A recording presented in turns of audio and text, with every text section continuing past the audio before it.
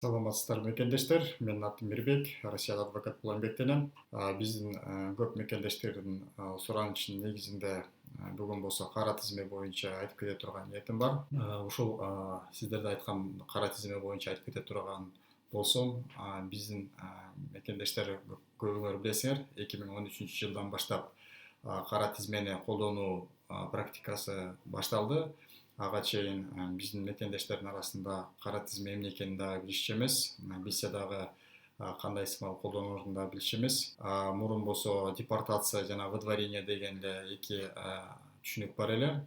Вот 2013 жылдан бери кара тизме же болбосо официалдуу тил менен айтылганда ограничение во въезде на территорию Российской Федерации деген түшүнүк келди.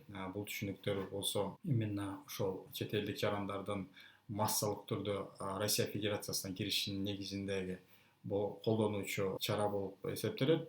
Анткени Россияда ошол миграциондук кырдаал аябай орчундуу маселелердин бири болуп, именно ошол мыйзамдарды кабыл алууга туура келишти да. Эң негизгиси биздин мекендештер кайсы көп нарушенияларды кылат. Ошолордун арасында өзгөчө белгилеп кете турганы бул биринчи 26 статьяда белгиленген 3 жыл ичинде 2 же андан көп административдик нарушение кылгандыгы үчүн, же болбосо 27 статьяда 1 жыл ичиндеги 2 же андан көп нарушение кылган үчүн, то есть любой эле административный правонарушение кылып туруп, анын төлөнүүчү айып пулун төлөсөңөр дагы, төлөбөсөңөр дагы бул жерде нарушение болгондуктан, эгер 26 статьяны колдонушса, бул болсо 3 жылдын ичиндеги 2 же андан көп нарушение кылгандыгы үчүн ошол акыркы постановление кабыл алынгандан баштап 3 жылга Россия Федерациясына кирүүгө тыюу салынат.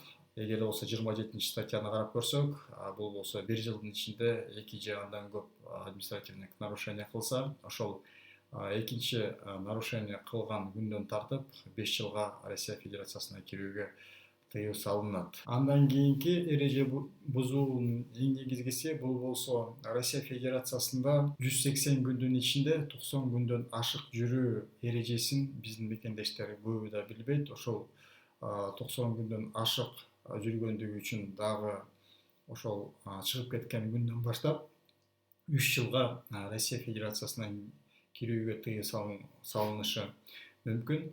Ошондой нарушение кылгандыгы үчүн дагы биздин мекендештердин арасында аз эмес.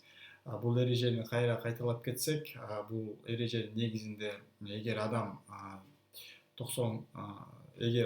180 күндүн ичинде 90 күндөн ашык жүрсө, полициянын миграция бөлүмүнүн кызматкерлеринин чечиминин негизинде ушундай чет элдик жарандар 3 жылга Россия Федерациясына кирүүгө тыюу салынат.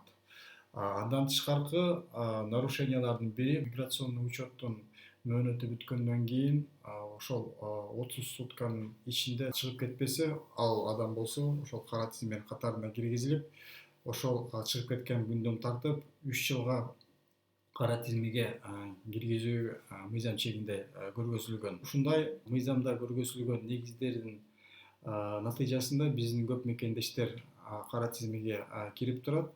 Эгерде ошол кара тизмеге кирбеш үчүн кандай мамиле эмне кылыш керек деген суроонун жообуна катары, урматтуу мекендештер, кийинки видео тасмаларымды байкап турсаңыздар, ошол кийинки видео тасмаларда ошол Россия Федерациясында жүрүш туруш мыйзамда жазылган эрежелерин айтып бергенге аракет кылам.